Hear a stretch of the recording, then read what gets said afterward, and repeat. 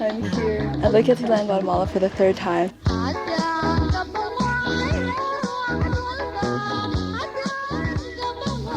It's been 67 hours of me fasting.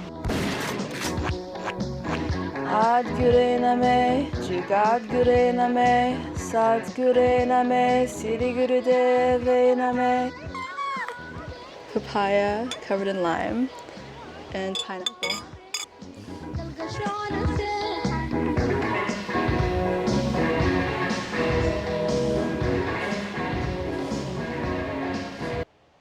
This is the best pineapple I've ever had in my life. To track all of it. Hell yeah. Fasting literally makes you younger because of the way that it repairs your cells, and I feel like this needs to be a very consistent thing that I implement in my life, mindfully and intentionally. I personally haven't had a history with eating disorders, but I did binge eat a lot as a kid, which is something that I've been able to mitigate in my older age. I'm 27. Tread lightly. And some people just aren't meant to fast. God is an artist. This is candy. I'm turning into an almond mom.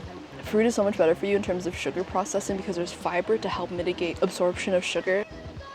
I recently got a job doing email management for this podcasting company, and I'm so thankful because it is exactly what I manifested from the universe. I wanted a job that requires practically zero creative effort or energy so that I can put all my energy towards what truly matters to me, and that's creating.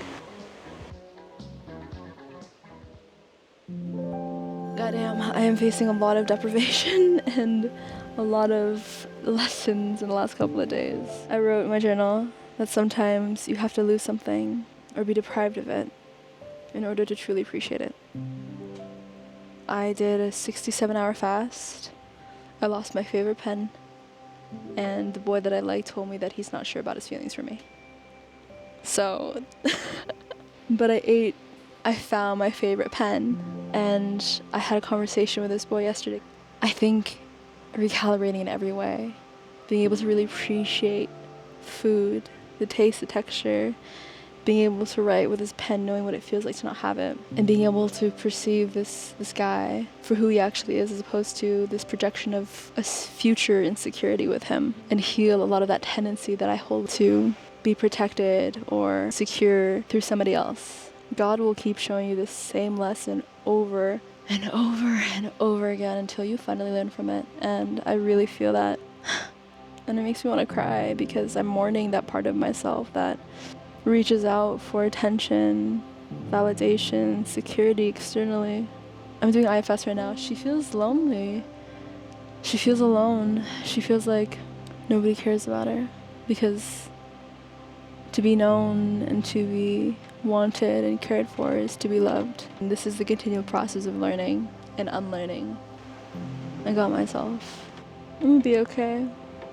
I know life is better enjoyed with other people, but it's still pretty damn enjoyable as it is. It feels like there's certain areas of the world that really support your growth, like a potted plant, being in the perfect environment. And I think Guatemala really supports the person that I want to become, that I'm continuing to evolve into. And it's not just the environment, but the people within it that really enable this growth and reflection. And right now, I'm really reflecting on how alone I felt for a very long time in my life. And it's bringing up a lot in terms of this need to perform or be something in order to earn love. You don't have to fight for love anymore. I've got you now. And I will choose you no matter what happens with him. Are you fucking kidding me? There's a lot to be said about how fractured my relationships have felt growing up and not feeling like a priority and feeling like I had to make myself small, not to overwhelm them. It's all a trailhead for that deeper part of me that wants to be loved and cherished, but somehow feels like I need to earn that in order to receive it. And this is the integral part of coming back to myself and learning how to really love myself. I'll always have me. And maybe there's a part of me that feels like that's not enough, but I also have the communities I immerse myself in, the people that I've loved and got to love, the deep, profound relationships that I've been able to experience through all these years of becoming. I think I need to sing to process this and integrate it deeper into my body. But the main takeaway is that I'm really navigating my relationship to uncertainty. So this anxiety is most definitely ancestral.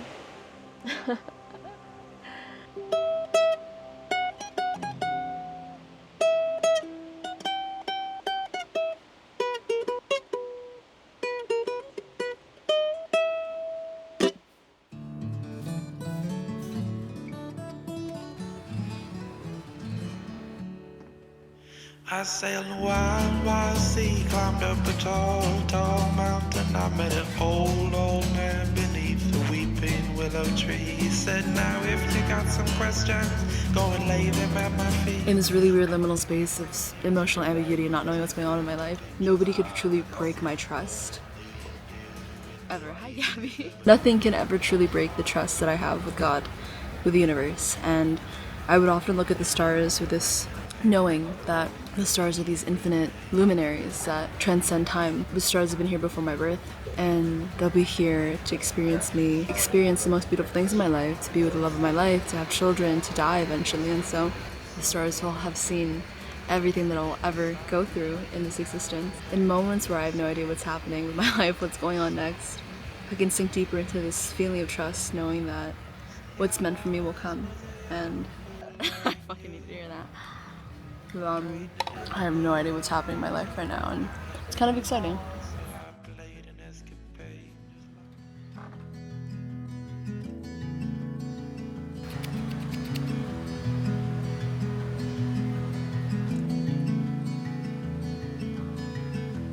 Oh, I'm headed to the mountains. I'll be back. You do not need to buy a bajillion things in order to take care of yourself. I just derive a lot of self-love from my ability to take care of myself, and so doing simple things like this makes me feel so loved.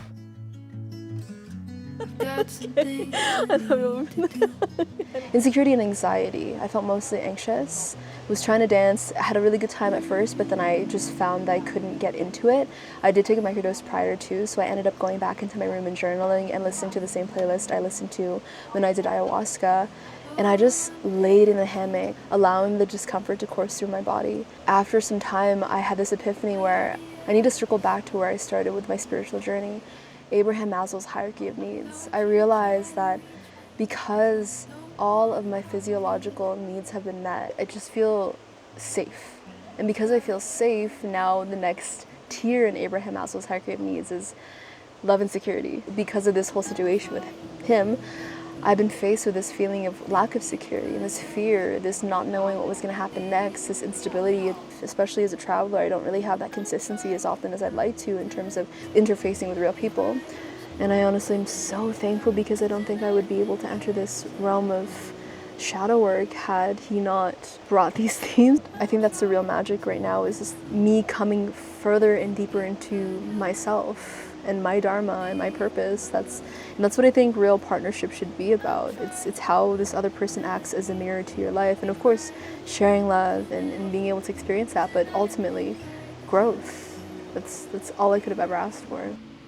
I live with so much uncertainty and put myself in situations where I have no idea or control about what's happening next.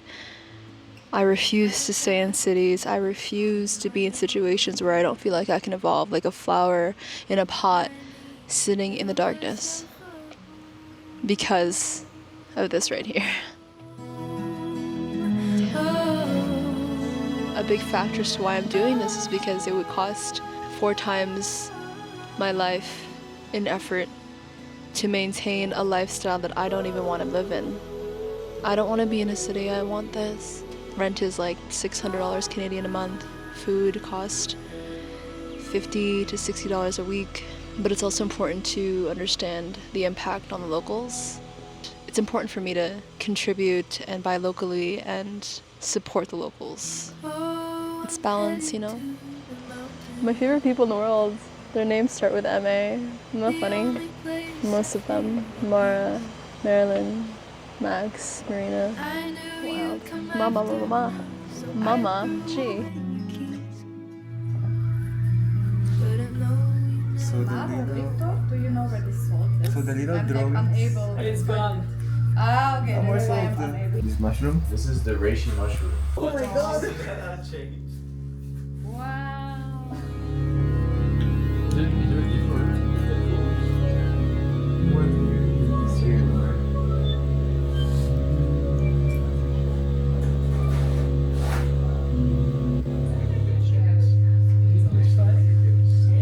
put some in it. This is actually. The way that your brain works, it can just read things. You got a rave inside your head. Because you also run around all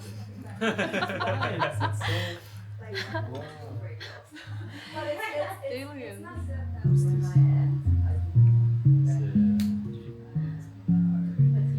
easier on your side. On my side, when I draw, like here, when I try to draw my. So how many sides do you have? 1, 2, 3. How many? Put them all in like a star.